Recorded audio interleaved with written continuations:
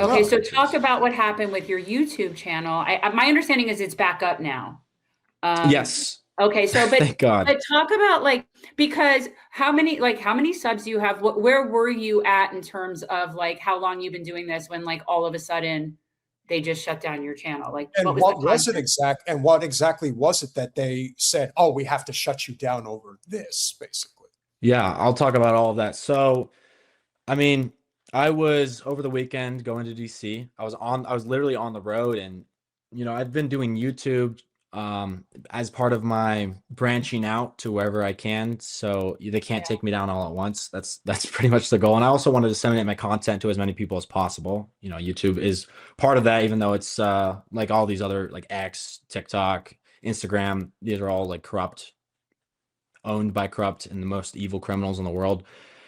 But unfortunately, to get your message out, you have to be on these. So that's why, I've been pushing YouTube. And I really only started doing YouTube about like 4 or 5 months ago, right? So I had a small account, only 50,000 followers. And so I didn't feel like I was making any huge waves on the platform. And I knew that YouTube has been removing NGOs, human rights groups, particularly Palestinian ones, erasing their documentation of these war crimes and exposing these war criminals. So, the platform I'm utterly disgusted by it, but I knew that there was censorship in this way. And so I've deliberately self-censored myself. I've avoided talking about resistance groups, certain topics. Like even, again, I said this a little bit earlier, like avoiding entire topics where it's based on something a resistance group said, for example, right? I'll avoid that. And it's unfortunate that that's the way it has to be. But I knew that I wanted to keep YouTube, right? Ideally.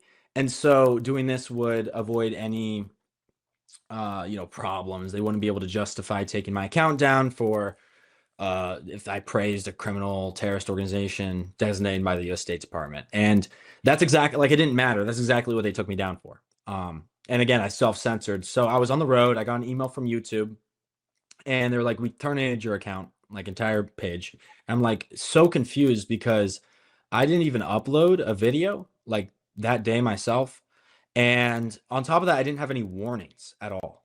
Like there was my account wasn't at risk. It wasn't, being looked at by the platform for any, naughty behavior, at least explicitly. And so I was like, holy crap, this is, for context, I've been traveling all week. I was in Doha, and then I, went home for like a day. Then I went to DC. So I'm bouncing back and forth.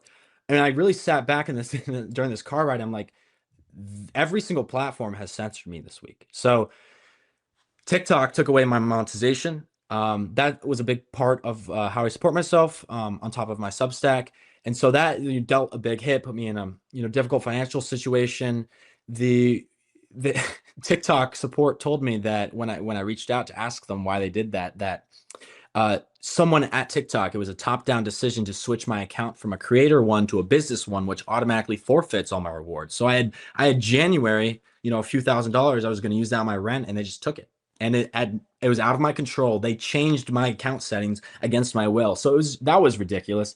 And then Instagram banned like my, I don't know, like 8th iteration on there, continuing the pattern of blacklisting my identity from using Meta products, which started back when I got expelled from Ohio State last year over my TikTok videos. And so it was now 3 platforms that had literally just censored me. And so while I was driving, I tried my best. I made cries for help to the community. I'm like, if this is, if you were going to stand for me ever to protect my voice, this is it right now. Can we rally to reinstate my account and do something? Because I just realized like they're trying to silence me completely this week. That was the goal.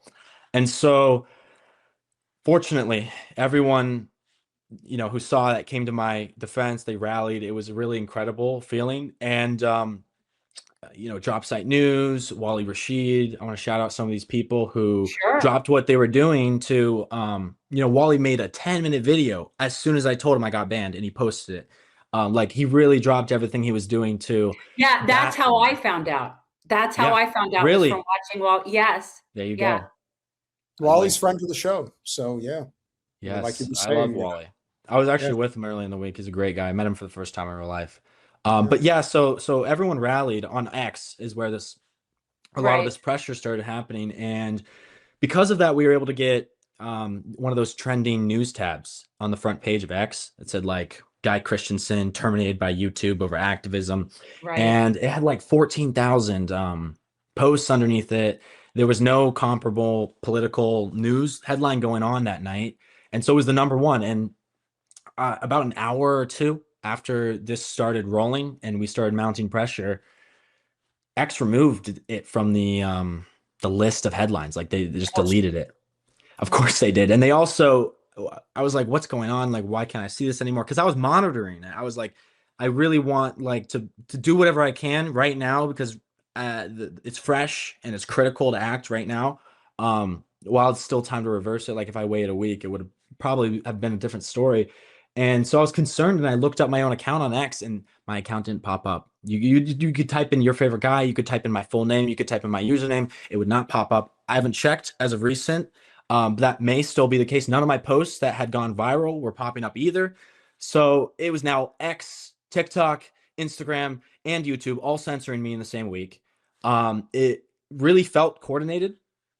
And if you want to hear my theory about that, when I I was in am Doha, curious because no, it's what it sounds like to me is you really pissed off someone.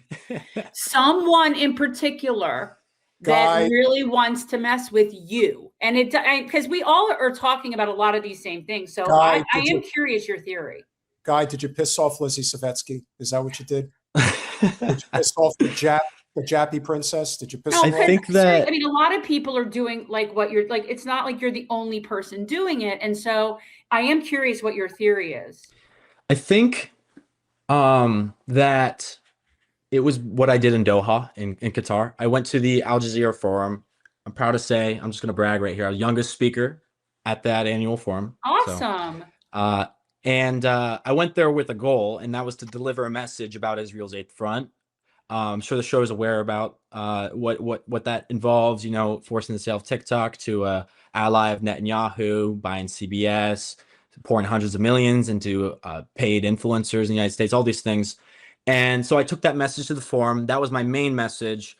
Every single chance I got, I shouted out. I called out Jonathan Greenblatt. I called out Netanyahu. I called out those paid influencers because I felt the world needed to know. Like, this is the important thing right now. They're controlling where free speech happens in the public square, the digital square, and the goal is to erase Palestinian. It's to erase resistance. It's to erase organizing for the next generation. Like they don't want the next generation to be aware about all these things because they really fucked up. They really fucked up letting it go like this.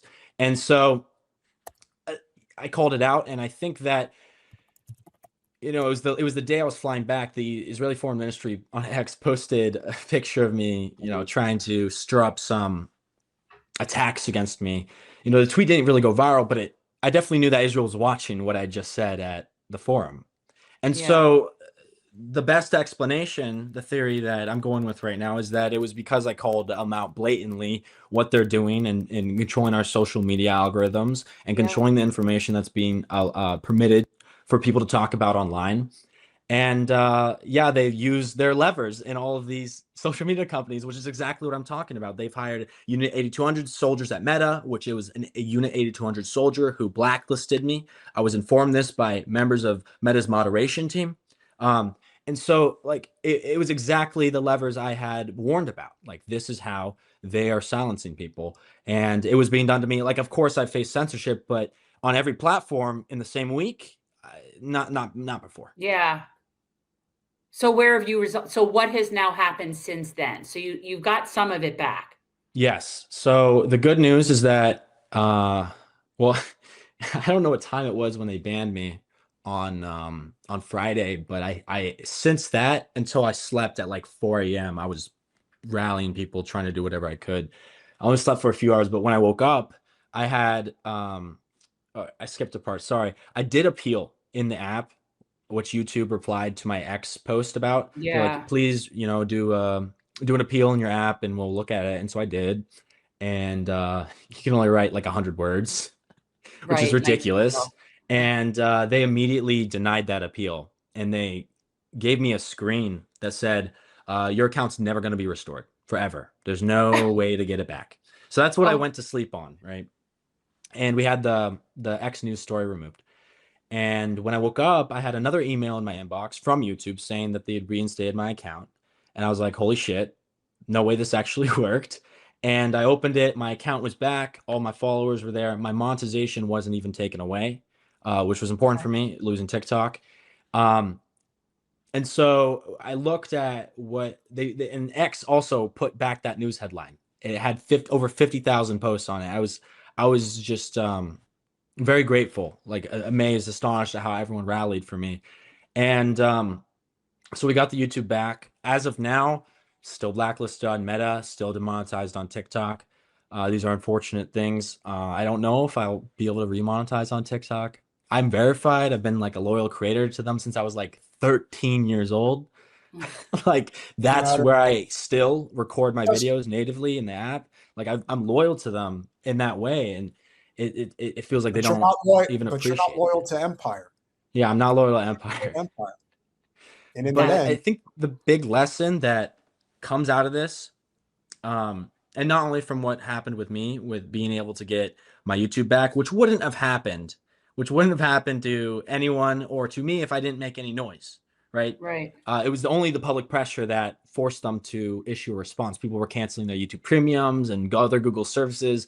And I bet they looked at that and said, oh shit, there's going to be news stories tomorrow about how we killed the account of one of the most prominent Gen Z activists and one of the most prominent Gen Z activists about Palestine. And, we're going to lose 50,000. We're going to lose $100,000 this year over this. Is it worth the bad press, people leaving down the line, people leaving? Like that multiplies, as we know that boycotts do. But the main lesson here is that we look at how public pressure successfully restored my YouTube account, even though they denied my appeal.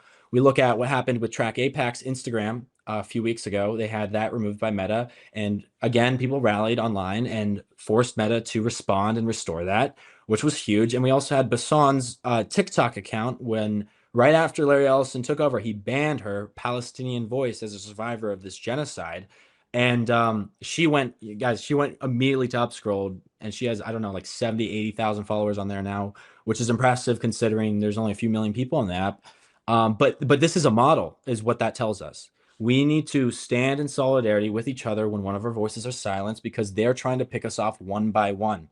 And they will pick us off one by one. We've already lost so many people. I was on James Lee's podcast. Another anti-Semite of the week. Yeah. Oh, we're all in such a great circle here. Yeah, he's an anti-Semite. He had his TikTok removed, and unfortunately, we didn't rally enough to get that back. And so it's sad. We have already lost voices. We can't lose anymore. And so what I've been trying to do is build a collective to replicate this model in the future for other people. Let's do it. Yeah. I'll invite you guys. I think we've talked a lot about what will happen when the tech oligarchy just ultimately decides, okay, we're done with these people. And at the end of the day, we really don't have any recourse from that. We really don't. Yeah. And so then it becomes, all right, well, this is where we start to think about what organizing looks like in real life and what's going to start happening at local levels, at state levels, because they will get to the point where they shut all this down.